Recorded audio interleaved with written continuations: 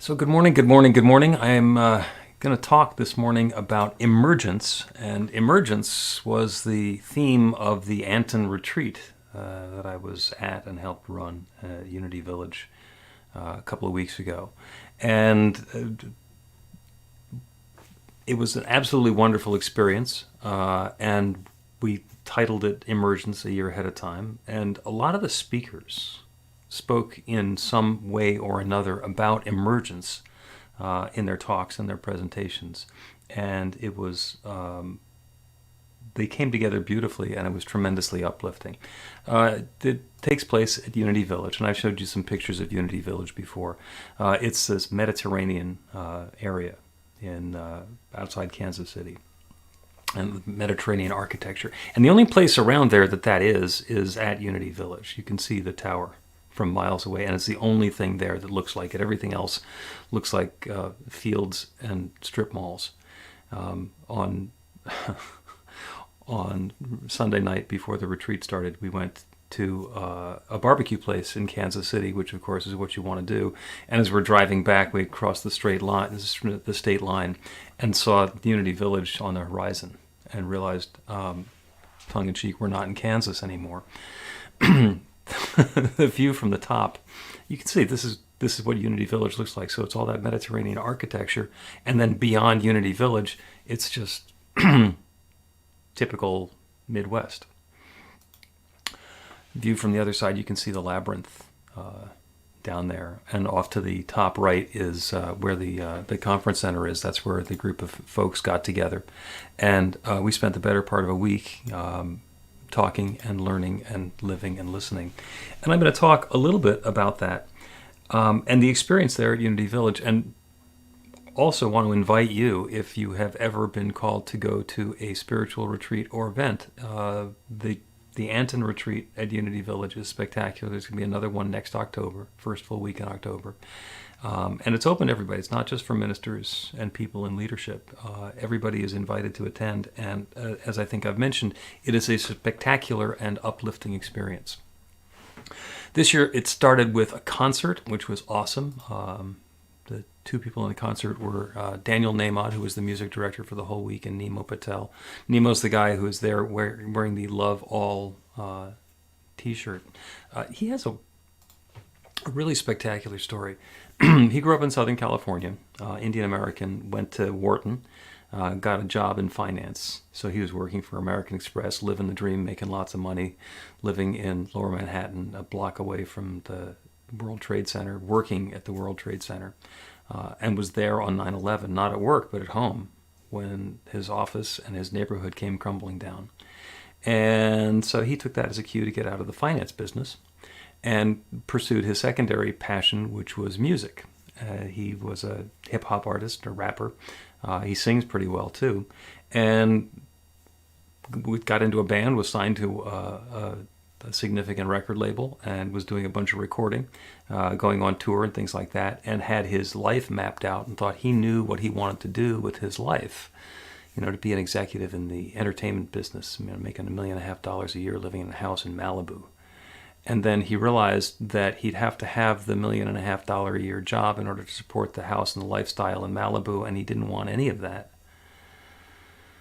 And he saw a touring show of a dozen or 24 kids from a slum in India that had been put together by a mentor and a leader for them to share their story and share a message of oneness, ekta is what they call it.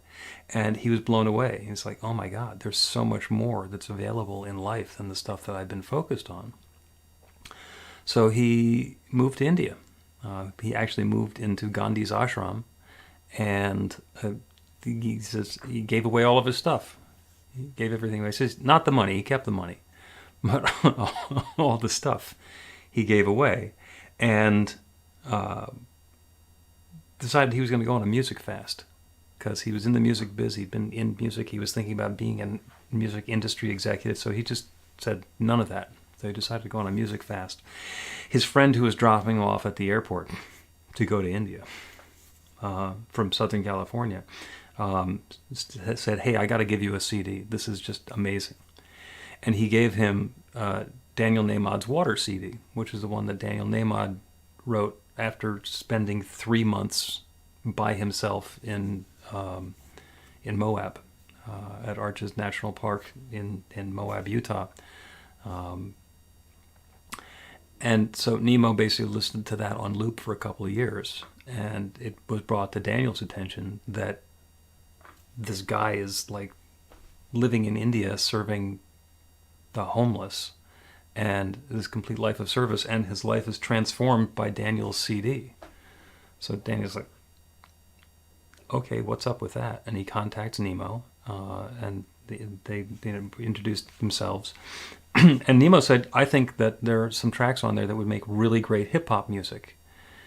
And Daniel thought that, especially the song that he wanted to start with, which is called Planting Seeds, Daniel describes it as being about the most Peter, Paul, and Mary song he's ever written, and couldn't imagine it being a hip-hop track, but he said, okay, let's give it a shot. And so they started a musical collaboration which continued through the Anton retreat, because the two of them did the concert together. It wasn't just about the music, which was spectacular, but it was them telling their stories.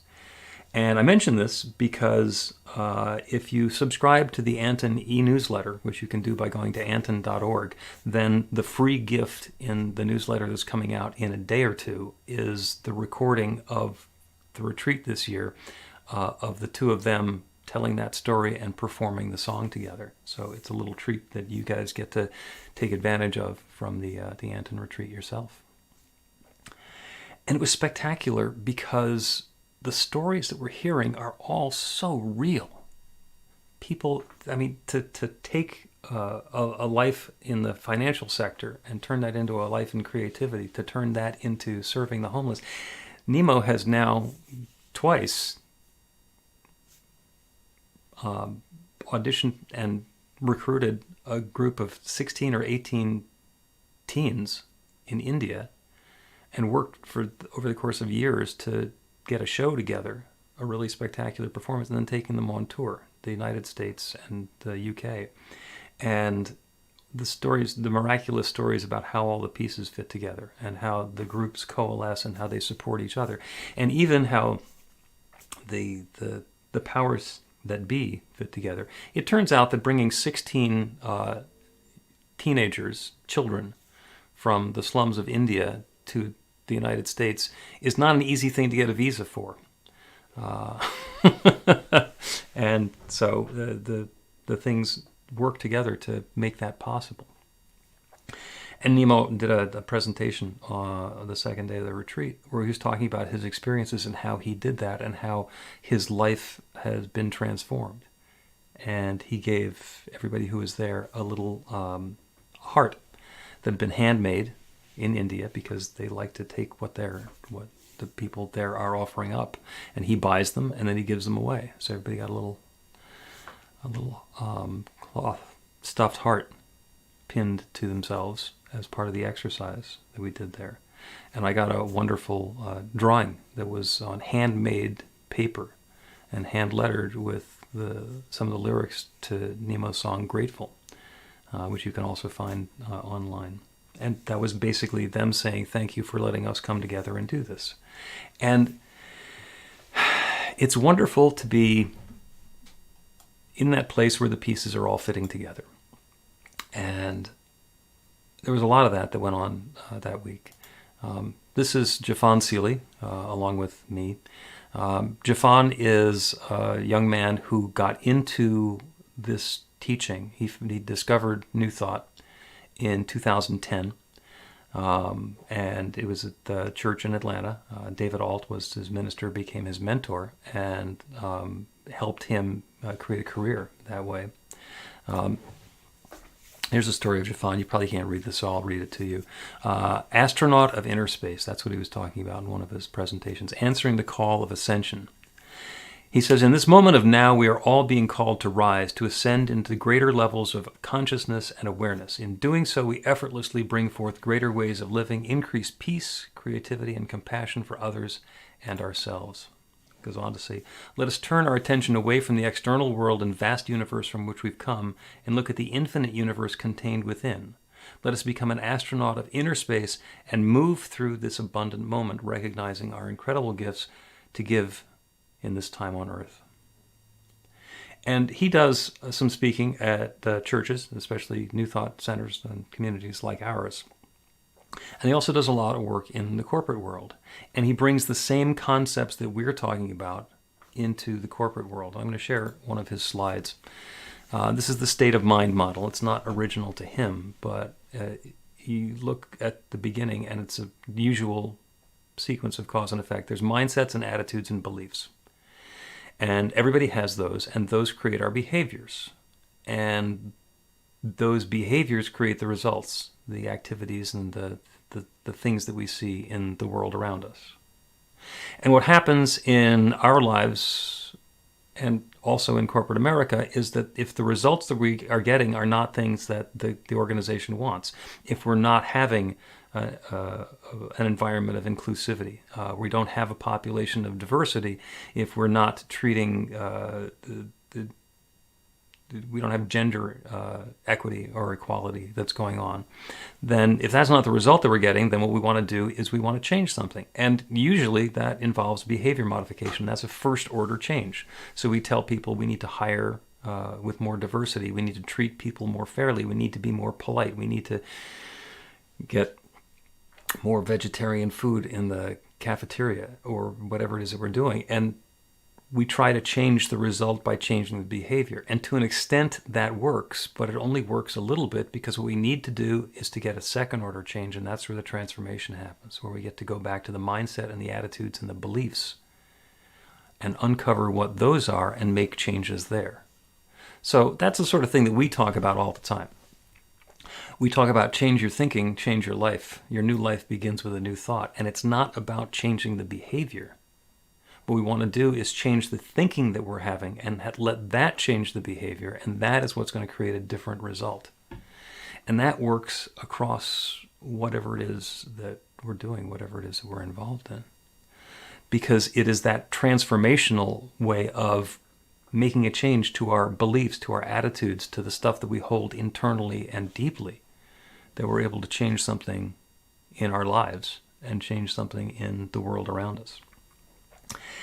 And there's a really horrible example of that that's going on in the world right now with the conflict in Israel and Gaza, that the result that's going on there right now is unacceptable. It's out of hand. We've got terrorists that are killing people, and we've got armies that are killing other people, and the whole situation is completely unsupportable. And if we just try and change the behavior so that we get a different result, and leave all of those underlying beliefs the way that they are, let everybody believe what they believe and act the way they've been acting, and bring their biases and prejudices and previous concepts into it, even if there's a behavior change, it's not going to be long-lived. So that's another example of when we're praying for healing, when we're praying for peace, we can't pray for things to go back to the way they were 2 weeks ago, because there was people who were angry enough 2 weeks ago to have started what happened in the last 2 weeks. So do we need to go back further than that? Do we need to go back in time, 10 years or 70 years or 150 years or 5,000 years? Well, we can't go back in time. What we can do is go within, because those transformations and those changes happen one person at a time, and it's always an inside job. The beliefs and attitudes that we can change are the ones that we have. And that changes our behavior, and that in turn will influence other people and invite them to change as well. We can ask them to change, we can ask them to look at themselves, but we can't necessarily cause them to do that. There's another presenter there, her name was Lisa Benson, and her talk was Emerge as the Best Version of You Through a Life of Learning and Unlearning.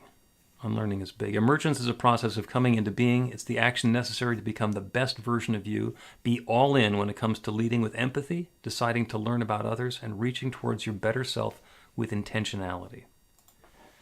And here's a picture of Lisa. And that's one of her slides. I'm not expecting you're going to read the slides. She had some of the densest slides I have ever seen in my life. I'll show you some pictures of other ones there. And the interesting part is that the content in them was awesome. There's some wonderful things in there about internalized racial oppression and internalized racial superiority. And this is a black woman who is doing this, and it's based in a lot of ways on the book that she wrote, which is called Anchored in Bias, Fired Over White Tears. And there's a lot that's packed into the title there, because Lisa spent 20 years as a news reporter and TV news anchor, local television stations, and also on CNN. And at one point, she reposted an article that was written by another journalist about the tendency of white women to get what they want through tears. And some of her coworkers objected, and she got fired over it. So this was not her article. This was a repost on her personal Facebook page of an article that somebody else had written. And she got fired, and she found through the course of the 2-week trial the way that they were painting the picture of her as an angry black woman, even though she was mostly beloved by her colleagues. The way that the defense was portraying her was to use all of the stereotypes that were available and coming up with evidence about why that was true. She wound up winning the case, but she's no longer in the TV news business. What she's done is she's devoted her life to doing work towards eliminating or reducing bias.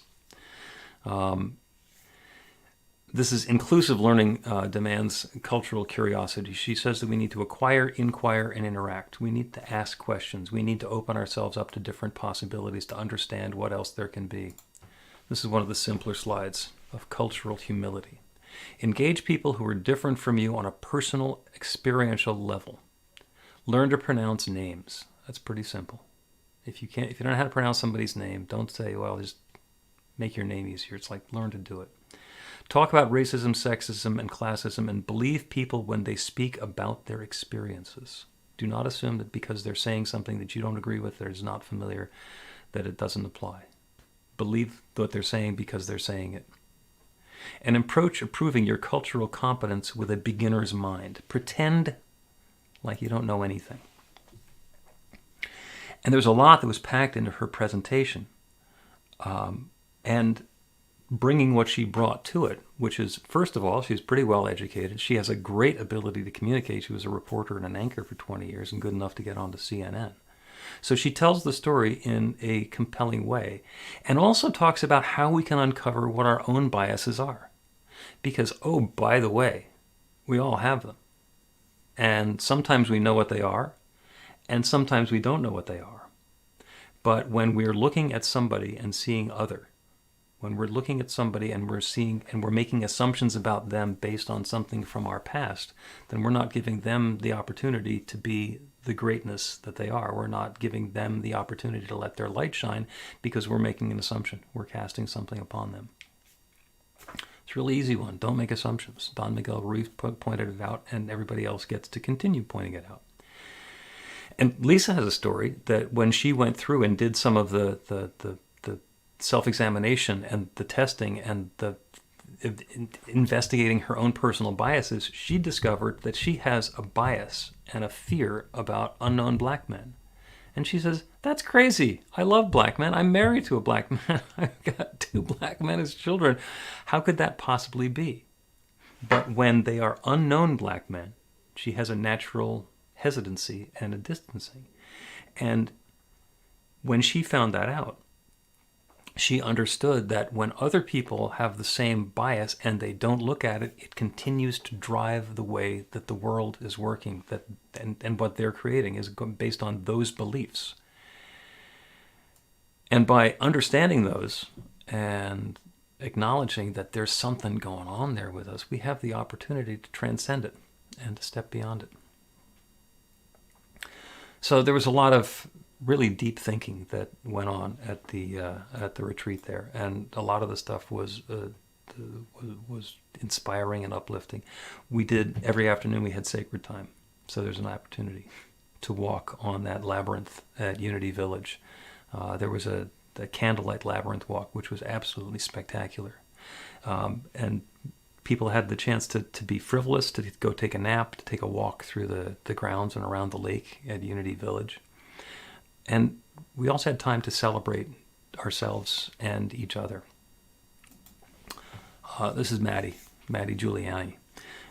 He is an animal chaplain. He's actually in Monmouth County, New Jersey. He was an animal control officer for a long time, and now he's an animal chaplain with the ASPCA. And he does animal blessings. And he'll sometimes do animal blessings and he'll have 300 people with their animals lined up around the block. And we're not talking cats and dogs. People are bringing horses and tarantulas and snakes and all kinds of other stuff. And Matty was given the Heart of Emerson Award as an animal chaplain just because he has such a spectacular story. There were all sorts of wonderful things that happened at the Anton retreat, and an opportunity for emergence, and the invitation for us to emerge into something new and wonderful and great about ourselves. What's blossoming is you. What could be blossoming is you. Maybe what's blossoming is that possibility that next year you want to go to the Boundless retreat at Unity Village with Anton. It's going to be the 7th through the 11th of October. It's going to be equally spectacular in a different direction. And between now and then, the opportunity for something new and wonderful to emerge as you. Maybe it's going to be pushed by pain. Maybe it's going to be pulled by passion. Maybe it's going to be a story that's unfolding that you know exactly what is now. And maybe it's going to be a story that is still in the process of unfolding. But whatever it is, there's a light shining as you, and the invitation for you to allow that to shine even more brightly. Because you deserve it, and the world deserves it. So it is.